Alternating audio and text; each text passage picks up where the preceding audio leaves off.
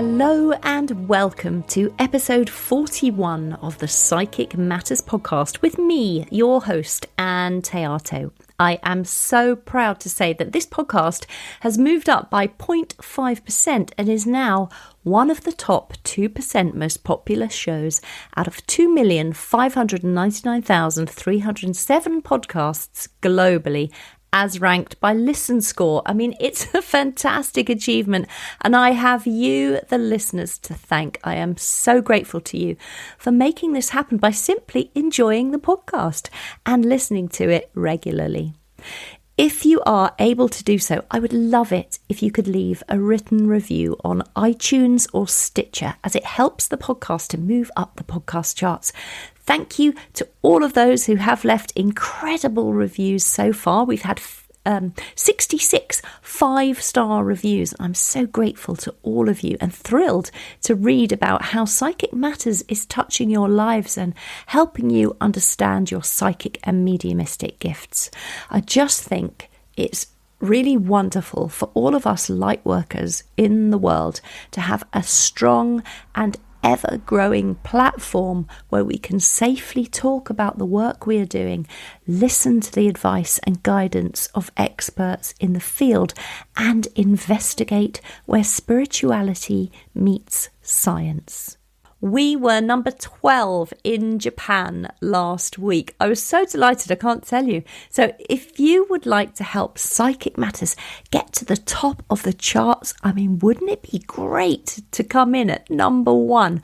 The way to do it is to leave a written review on iTunes or Stitcher.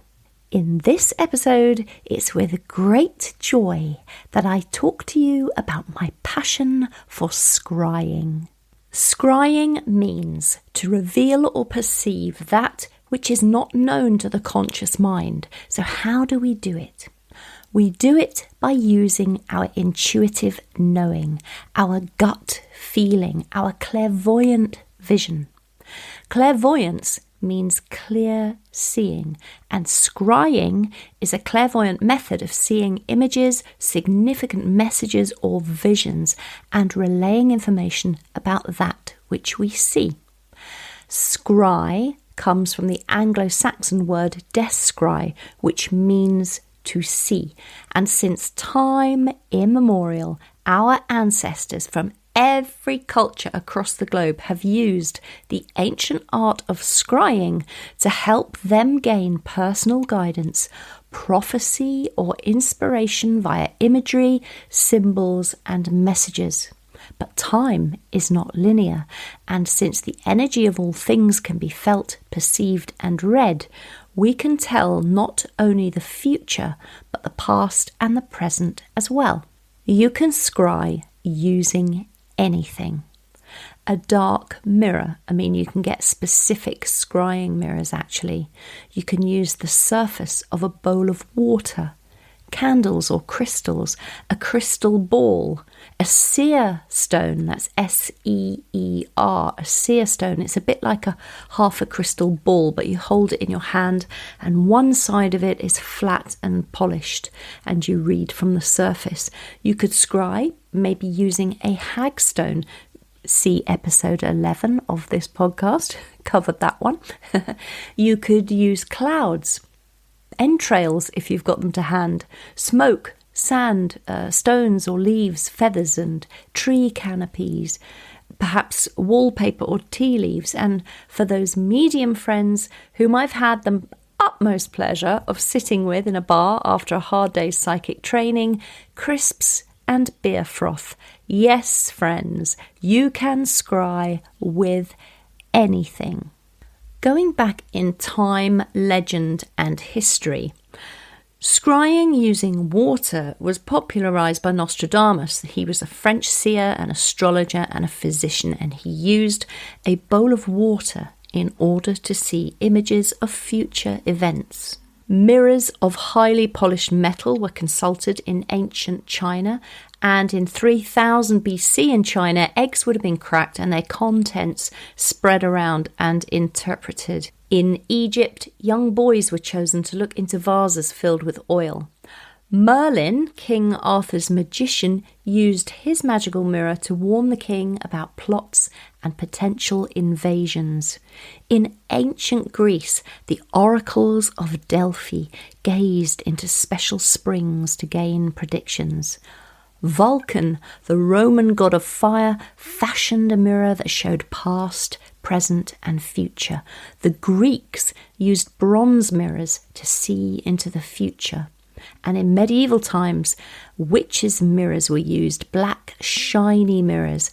And in ancient Rome, practitioners of scrying were called speculari. Scrying is something that I've been doing an awful lot of lately, and it's something that the more I do, the more I see. And I'm particularly prone to doing this in the hot tub at the gym. I tend to sit there in the hot bubbles after my swim, and of course I don't have my glasses on. I'm surprised I can find the hot tub actually. I'm so myopic. But anyway, doesn't matter. When you're scrying, it doesn't matter because it's almost like it's half done with the inward eye. So you use something as a point of focus and then you go inwards to see the inward visions in your inward eye. I will sit in my little hot tub and I will stare at the trees or the bushes outside, and I will initially begin by seeing nothing. Not because I'm myopic. I mean, I can see the trees and bushes outside. It's just I can't see them in detail. So initially, I'll begin to see a face staring back at me, or maybe a shape or an object. And this face is usually a shape made from shadows, the light and dark of the tree itself. But the more I stare at that face, and the more I just look at the face, allow myself to see beyond the face, that face begins to change, and the face becomes another face, and then another face begins to appear, and face after face after face comes forward and forward like a very fast flickering movie. Mostly they're faces I don't recognise, and then every now and again a face will come forward of somebody that I know from the spirit world. And I'm open to anything that happens. I'm open to scenes that begin to play in front of my mind, and I allow myself to travel in those scenes. It's like a living daydream, I suppose. And it seems to happen wherever I put my gaze these days. Now, my kids will tell you how often I used to go into these mini trances at the dinner table during their childhood. They were constantly clicking their fingers in front of my face during mealtimes and saying, Mom, stop staring at my plate. You're staring at my food again. And I'd be brought unceremoniously back into the real world and out of my reverie. And I always found it a bit sad because I was always somewhere really beautiful in my soul and then brought back down to earth with a bump. But it does happen all the time. And as I said, the more I do it, the more I see. And I realise, thinking about this, I have always done this. My mother used to say to me when I was a really young girl, she'd waft a copy of the newspaper in front of my face and she'd say, where have you gone? Come back to me. Where on earth are you? Come back. You're sitting there looking at nothing. So I know that I've always had this ability to scry, and it's been with me for many, many years. But I think it needs a certain amount of relaxation of the mind. It needs a certain amount of curiosity and ability to go with the flow and allow whatever happens to happen without trying to influence the event at all. You have to just go with what you see and allow the images to come to you and reveal themselves. And of course, this is just me receiving my own visions and messages and symbols about life. When you work with somebody else and you read for them, you're tuning into their soul and their energetic aura, their life force. And by blending your energy and your soul with theirs, you can pick up information, symbols, images and guidance for them and about them in the same way. Now, there is such a thing as pareidolia, which is a psychological phenomenon that causes people to see or hear a vague or random image or sound as something significant. So a common example might be seeing the likeness of Jesus in the clouds or the image of Madonna on your cheese toastie. If you want to while away a pleasant 5 minutes on the internet, look up peppers that look like British politicians because it is hilarious. Pareidolia was once thought of as a symptom of psychosis, but it's now recognised as a normal human tendency. As soon as a baby is able to see, it recognises faces, and that skill is hardwired into our brains. And humans are not alone in their quest to see human faces in a sea of visual clues that surround them. Scientists have for decades been training computers to do the same, and like humans, computers display pareidolia, and I'm sure your mobile phone is now trained to recognise photographs of your face and those of your friends. Now, pareidolia has its place in science for sure, and I believe that scrying can sometimes begin in this way, especially if you're using anything other than clear glass or crystal or water. So, say for instance, the trees outside when I'm in the hot tub, I will begin by seeing a random face made from the shadows of leaves and trees. But this is where scrying gets interesting. The more you stare at that face or shape or perceived house or road or scene, the more animated it starts to become, until it starts becoming a moving image and you can move your awareness right into the scene and walk among it. You may have heard of the hero's journey. It's a common story structure shared by cultures worldwide in which a character ventures into unknown territory to retrieve something they need in the form of treasure of some kind. And it's a bit like that when we're scrying. We are attempting to go to another realm to bring back treasures of the soul. As psychics and mediums, our earthly life can sometimes feel a bit like the hero's journey. Your life story might feel a little bit the same. You know, you live an ordinary life and then one day something extraordinary happens to call you to begin your adventure. Perhaps you had your first psychic experience or begin to see shadows or spirit people. And like the hero, we often refuse to take up the call at first, preferring our ordinary lives, not wanting to rock the status quo or go on any adventure whatsoever. And then along comes a mentor. Is this sounding familiar? You decide, I will do something about these strange experiences I've been having. So you go and see a mentor. You get some practical training in under your belt. The mentor shares her profound wisdom with you and gives you grit and self-confidence. And now that you've been filled with confidence, you set off on your journey of self-discovery. But of course, there are challenges to face, and you meet friends, foes, allies in the form of divinatory tools, life challenges or experiences that either work well for you or not. And then you approach the innermost cave where you are prepared to defeat the big villain. And this could be your own mind, fearing that you will never ever do it, you will never be good enough. And then you face your ordeal, taking seemingly endless psychic or mediumship training courses, starting, stopping, changing, trying different ways, hoping that you'll push through. And ultimately, your reward is the return of faith in yourself. You, the hero, gets to return home, but you go back a different person to when you started out. You've grown and matured as a result of the journey you've taken. Well, that's all very well for you, Anne, I hear you say, but how can I hone this particular skill of scrying for myself?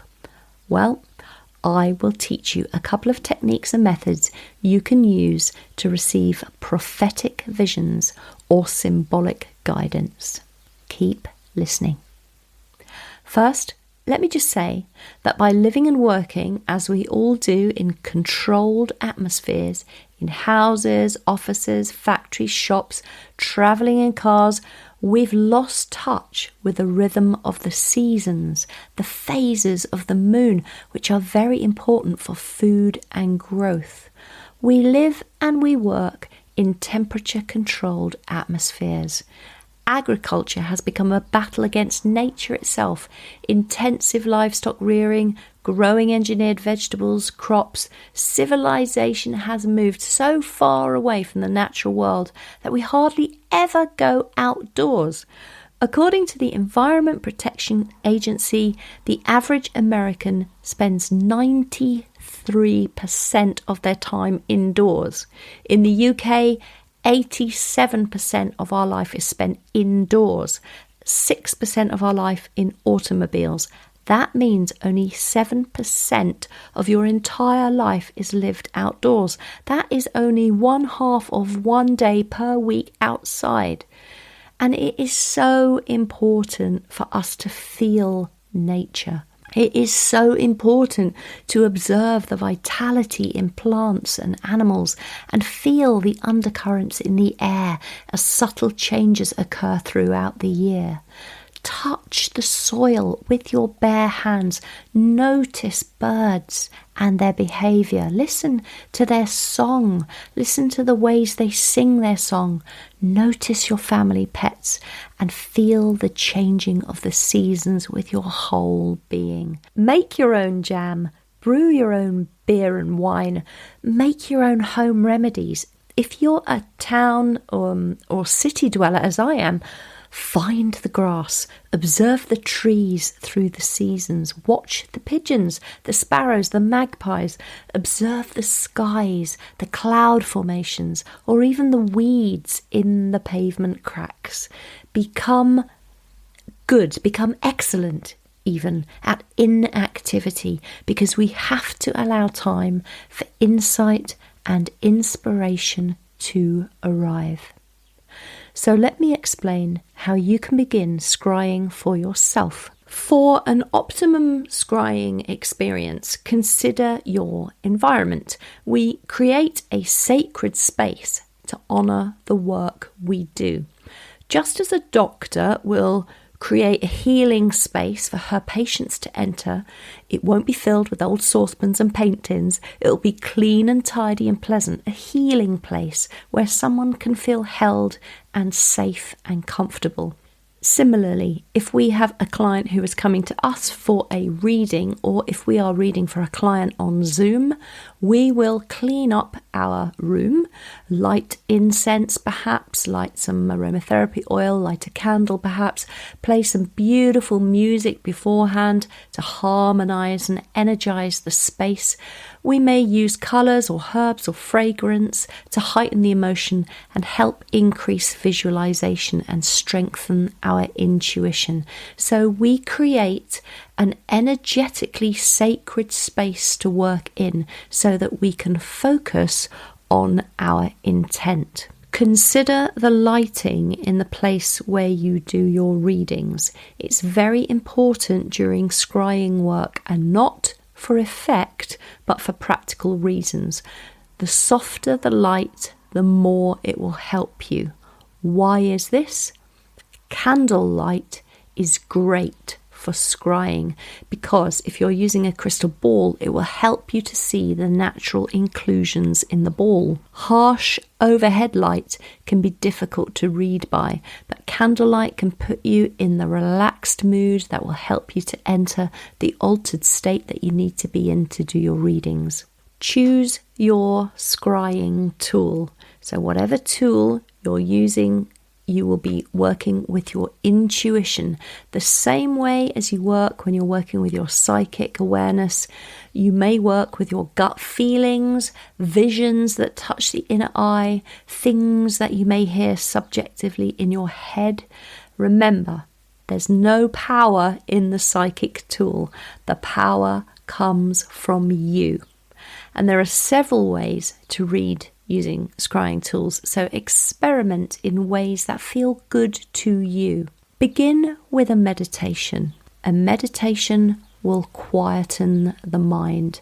And it's important for us to put the conscious mind to one side. When scrying, we're working with our soul and the soul of our recipient. And we need to be aware when we stare into our psychic tool and see symbols or shapes, we need to know where our information is coming from. By knowing what it feels like to be totally present in the stillness of our own soul, it helps us to understand what our thoughts feel like, which come from the conscious mind, and what receiving information from the soul feels like. So a regular meditation practice will enable you to still the mind and help to make you a clear channel for receiving information on a soul level. Set the intention. It's important before you begin work that you set an intention, and when you set an intention, you're activating your receptivity and manifesting and putting out that which you intend to attract. What can you expect when you begin to scry with your psychic tool? So some of you, it's different for everybody, some of you may see shapes, some may see colours, you might see, as I do, symbols or faces, filmscapes. You might have feelings, you just have a feeling about something, or you might just have an odd thought that just comes to mind. And like using the tarot, your interpretations will be different each time you use your crystal ball, your scrying mirror. The visions that you see might be static, like photographs. They might be moving, like a movie, a film. The image may say something to you. Don't worry about conventional meanings when you're reading in this way. It's what it means to you. You might see colours, as I said, impressions, single images of something, or entire scenes and landscapes. Interpretation is like learning a new language. The more you practice, the better you become. So, let your own insights guide you. Be very observant. Observe any changes in temperature, texture, pressure. Can you hear anything? Can you smell anything? Taste anything? Allow your eyes to relax. Soften your focus on the crystal or on the surface of the water so that you are looking through it as if you're gazing at something beyond. Wait. Be patient. Wait for mental images to appear. Don't force it.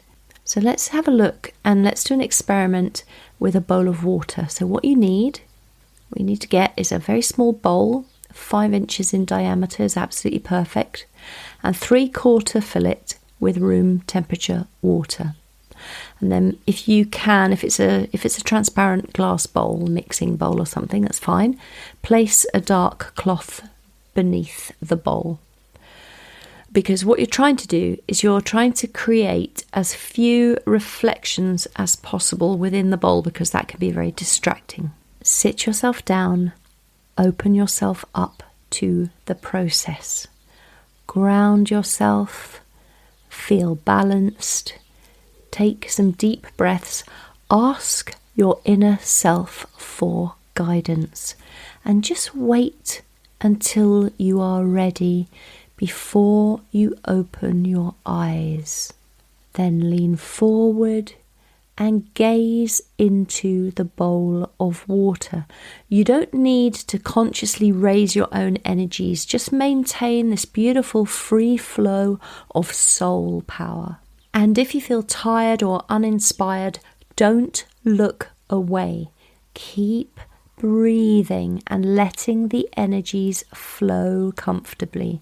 Don't stare hard into the bowl. Keep your gaze soft. Keep that gaze beautifully soft and focused on the water, and let any thoughts that come and worries, let them acknowledge them and then just let them float off into the distance. See nothing but the bowl of water in front of you. Feel nothing but the softness of the breath as it nourishes and relaxes your body. Don't put a time limit on yourself. Some people see nothing for a very long time. That is fine. Just stare, envisage yourself moving along a timeline maybe, and see where you stop. So your first stages might be as you stare into that water, that you see maybe nothing for a while, and then you might see a swirling mist. It might become almost milky. It can look like wisps of cloud. The water might become completely black in your mind's eye. Okay, it's after all of these stages that images will begin to present themselves on the water. You might find yourself having new insight about things or flashes of memory. You might find that you're contemplating a life issue that you hadn't thought of. You might see images in the water like a film sequence, like I said, or you might see colours, so interpret the colours as you go. Again, like the tarot, interpreting images is very personal to you. So this is a very rough guide, and I think whatever we do as psychics, we have to find our own way of working. We're all very unique. We kind of know the framework of what we're doing, but we all do work in very individual ways. So find out what way you want to work, and guaranteed the way that you want to work today won't be the way you want to work in 2 months' time, because it changes all the time. So just as a rough guide, as you look at your bowl, an image that's moving away might suggest that the event or the person is moving away from things, or a past relationship or issue has still got some influence on the current. An image that is moving towards might suggest an event or person will occur or is coming very soon. Things on the left you might decide are physical occurrences. Things in the centre to the right you might decide are symbolic. Pictures near to the top of the surface of the water might be very important. You might feel that these things are important, they need immediate attention. You might see images at the bottom of the bowl of water which are less prominent, and therefore you may feel intuitively that these things are less urgent. And perhaps you might want to look at the relative size of the images to indicate how important they are. So, there's all these, I could go on and on and on. But listen, if you're enjoying this, by the way, I would love you to sign up for my next Gypsy Magic one-day workshop, which is taking place this autumn.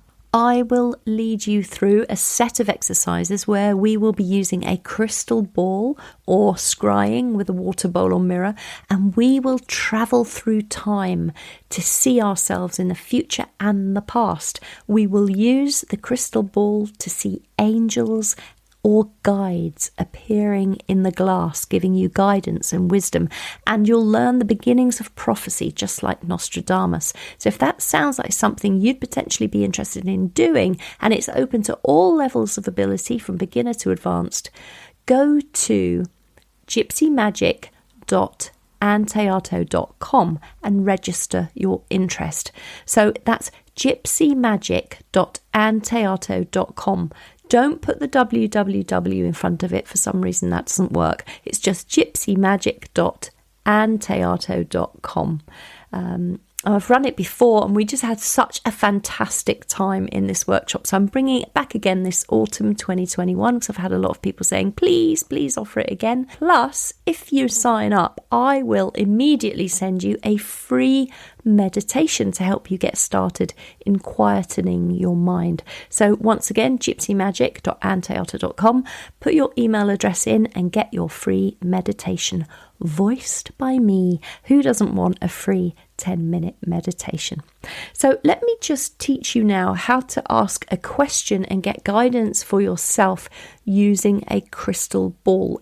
Now, if you don't have a crystal ball, you can use your bowl of water and it will work just the same. If you don't have a bowl of water, you can use a mirror. It will work just the same.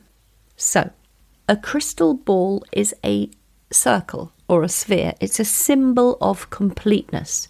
And it was believed that a crystal sphere was a miniature version of the wider universe, and therefore information about past, present, future could be captured within it. So crystal gazing is the art of looking into a crystal ball to receive perceptions of the past, present or future. And we call it crystallomancy, which is divination by gazing into a reflective surface. So let's do an exercise where you ask a question for yourself, something that is just pertinent to you, your current situation. So that's your intention. That's what you intend to see in this crystal ball.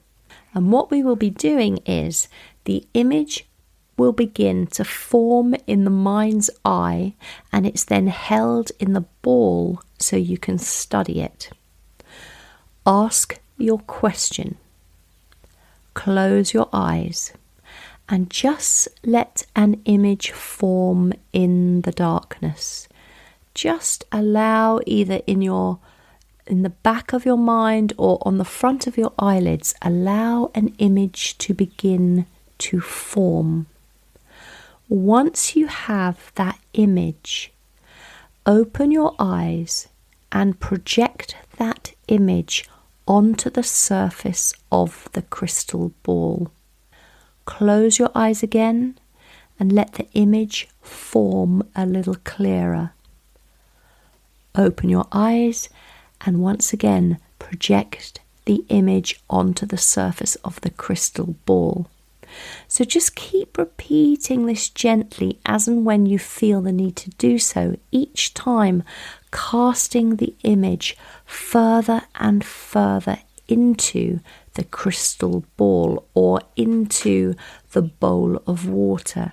And then, as you can see it in the crystal ball or your bowl of water, study that image as it begins to form and move, and see what happens, what inspiration you get, what guidance you get.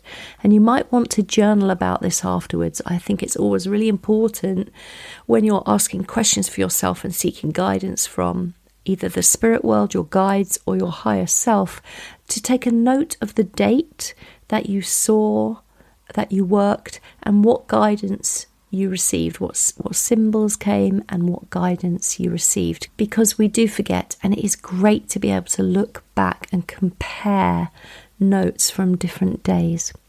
So I really hope you've enjoyed this episode and learned a lot from it. Please do come over to the Psychic Matters Facebook page and tell me what you've learned and how it went for you when you tried it out for yourselves in your houses or friends' houses. You can also email me directly. Ann@anntheato.com will reach me, and I'd love to hear from you. So if you'd like to pick up the show notes for this episode, including a complete transcription plus details of the URL link to sign up for the Gypsy Magic, head over to my website www.annthéato.com and you can pick those up there. If you want to go directly to the Gypsy Magic page, it's no W's, just put in gypsymagic.annthéato.com. My name, by the way, is spelled ANNTHEATO.com. I'm so grateful to all of you for listening to this podcast, and huge thanks must go to my wonderful patrons over on Patreon: George, Jilly, Sarah, Stacey, Kazamaru, Kay and Angie. If you would like to join them and become a patron yourself, head over to patreon.com/psychic matters and see what wonderful benefits there are to be had. We are having great fun over there and the benefits are mighty. There is a free monthly healing, free monthly tuition, messages from spirit, and a free monthly raffle to win a private past life regression session with me. For now, I wish you well working with your scrying tools of choice, and do let me know how it goes. Until next time, my name is Ann Théato, and thank you for listening to Psychic Matters.